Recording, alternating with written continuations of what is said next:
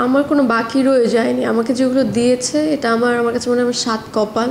আমাকে নাও দিতে পারতো, কিন্তু যেই কাজটা রিলিজ হয়নি আপনি নিজে দেখেননি, মানে আপনার কোনো ধারণা নেই কাজলরেখা কীরকম হচ্ছে, আমি কেমন অভিনয় করেছি, কিন্তু আপনি আমাকে ফোন দিয়ে বলছেন যে অ্যাওয়ার্ড প্রোগ্রাম আপনাকে অ্যাওয়ার্ড দিতে চাই, কেন বেস্ট একটা। কিন্তু দিন শেষে আমি এটাই বলবো, আমি অ্যাওয়ার্ড পাওয়ার জন্য কাজ করি না। আমি কাজ করব, মানুষ আমাকে এসে ভালোবাসবে, এসে জড়ায় ধরবে, ছবি তুলবে, প্রশংসা করবে, অ্যান্ড দ্যাটস অল। এটাই আমার বড় পাওয়া। কাজলরেখার জন্য অ্যাওয়ার্ড পেয়েছিলাম, আবার নীলচক্রের জন্য অ্যাওয়ার্ড পেয়েছিলাম আমি। তো যখন এসে কথা বলে আবার কাজলরেখা বলে ডাকে, তো এটা আমার কাছে অনেক সারপ্রাইজিং লাগে। কাজলরেখা করার পর তো আমি ভালোই অফার পেয়েছিলাম, কিন্তু আমার কাছে তখন মনে হয়েছিল যে একটু টাইম নিই, তারপরে তো নীলচক্র আসে, তারপর তো মনে হচ্ছে না আমার নীলচক্রটা করা উচিত, তারপর তো করেই ফেললাম। না, দর্শক যেভাবে দেখেছে আমি ব্যাপারটা দারুণভাবে এনজয় করেছি আসলে। তো দর্শকরা এনজয় করতে থাকুক, আমিও দেখতে থাকি, ভালো লাগে আমার কাছে মনে হয় যে প্রত্যেকটা দেশ প্রতিনিয়ত প্রতি সেকেন্ডে আপডেট হতে চায়। তো আমাদের দেশ কেন পিছিয়ে আছে আমি জানি না, মানে দিন দিন আপগ্রেডের হতে পারছে না, আবার দিন দিন পিছিয়ে পড়ছে। কারণ দুই একদিন পরপরই দেখা যায় নিউজে যে সিনেমা হল করতে দেবে না, কোথাও কোনো কনসার্ট হতে পারবে না, আর সামথিং। আমি জানি না এটা কেন হচ্ছে। আসলে এটা যে পজিশনে আছে সরকার থেকে শুরু করে, এটা আমার মনে হয় যে সকলেরই এটা দেখার দায়িত্ব, আর তাদেরই দায়ভার নেওয়া উচিত। কারণ দিন শেষে যারা শিল্পকর্মের সাথে যুক্ত আছে একটা বড় পরিসরে অনেক মানুষ, তো দিন শেষে তারা কি করবে? আমরা সিনেমার আর্টিস্ট, আমরা অভিনয় করছি, কিন্তু তার পিছনে যে ক্রু, যে মেম্বারগুলো, এই কাজগুলো যদি বন্ধ হতে থাকে, সিনেমা একটা হল যত বন্ধ হতে থাকবে তত আমাদের কাজ কমে যাবে।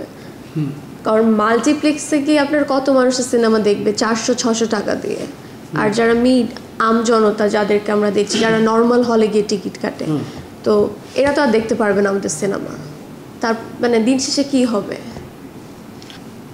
আমার কোনো বাকি রয়ে যায়নি। আমাকে যেগুলো দিয়েছে এটা আমার কাছে মনে হয় আমার 7 কপাল।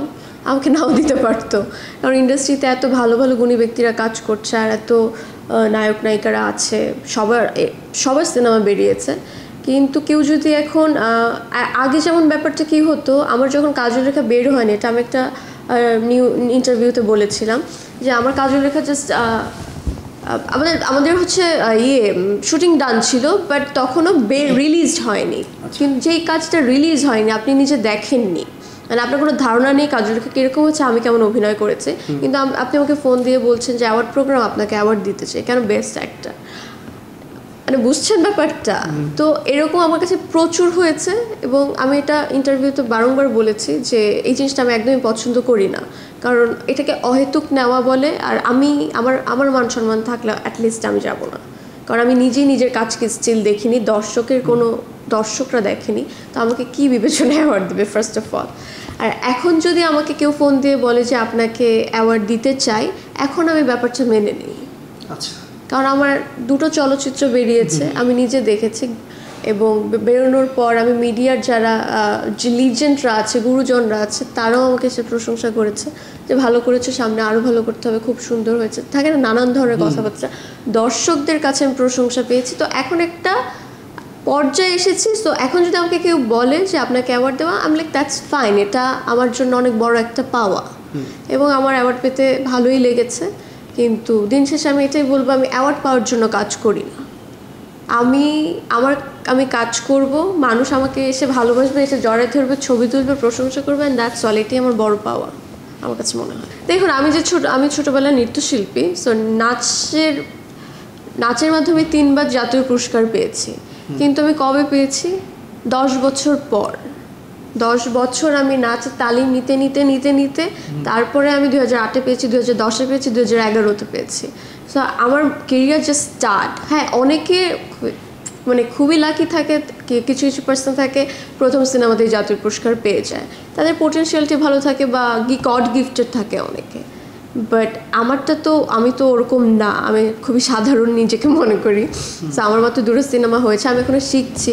কারণ আমি বারংবার বলেছি যে আমার অভিনয়ের কোনো প্যাশন ছিল না, এটা আমার ফ্যামিলি চেয়েতো তাই হয়েছে। যেমন আমি নাচটা ছোটোবেলা থেকে ভালোবাসি, আমাকে শিখিয়েছে, আমি করেছি। অভিনয় তো আমি ছোটোবেলা থেকে শিখে আসিনি, আমার কোনো নলেজই ছিল না।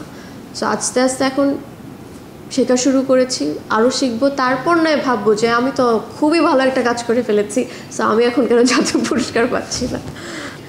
বেসিকলি আমার আসলে যতবার ইউএসএতে যাওয়া হয়েছে, ওখানে হচ্ছে আপনার মনে হয় দেখেছে বাংলা কমিউনিটি যে প্রোগ্রাম করা হয়, ঢালিউড প্রোগ্রাম, ঢালিউড অ্যাওয়ার্ড, আরেকটা হচ্ছে লস অ্যাঞ্জেলসে আনন্দ মেলা যেটা প্রতি বছর হয়, আবার আরও অনেকগুলো প্রোগ্রাম হয় ওদের। তো প্রতি বছর আমি এই দুটোতেই গিয়েছিলাম। ওরা আমাকে হচ্ছে আমি পারফরমেন্স করেছিলাম, আবার অ্যাওয়ার্ডও পেয়েছিলাম। কাজল রেখার জন্য অ্যাওয়ার্ড পেয়েছিলাম, আবার নীলচক্রের জন্য অ্যাওয়ার্ড পেয়েছিলাম আমি।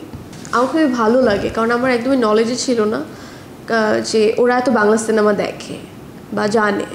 তো আমি যাওয়ার পর দেখলাম যে প্রচুর তারা বাংলা সিনেমা দেখে, এবং মানে কি বলবো, প্রচুর মানুষ, হ্যাঁ, মানে যেই সিনেমাই আসছে সেটাই দেখছে, যেটা ভালো লাগছে সেটা 2-3 বার গিয়ে দেখছে, এরকম দেখেছে।